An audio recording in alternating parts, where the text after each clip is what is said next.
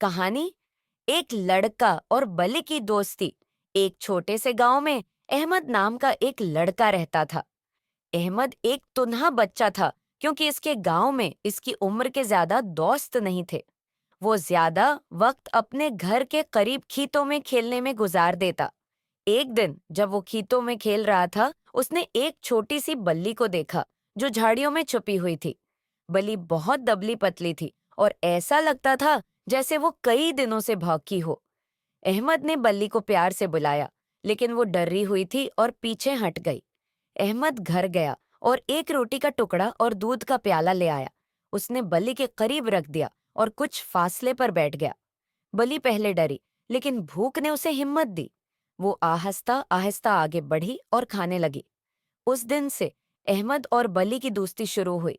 अहमद ने बल्ली का नाम मिनो रखा। मिनो हर रोज अहमद है के साथ खेलती, कभी गेंद का पीछा करती और कभी उसके साथ खेतों में दौड़ती।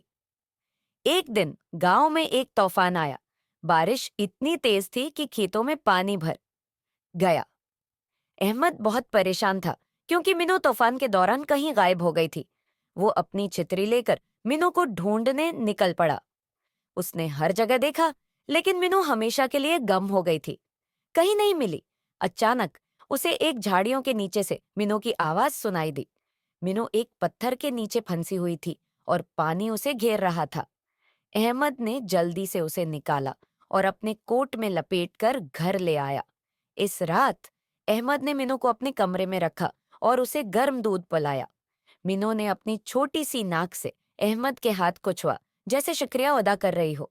इस दिन के बाद उनकी दोस्ती और मजबूत हो गई। गांव के लोग अहमद और मिनो की दोस्ती को देखकर हंसते और कहते, ये तो एक अनमोल जोड़ी है। अहमद मुस्कुराकर जवाब देता, दोस्ती में जात या नस्ल का कोई फर्क नहीं, ये दिल की बात है। अहमद और मिनो हमेशा एक साथ रहे, एक दूसरे का सहारा बने।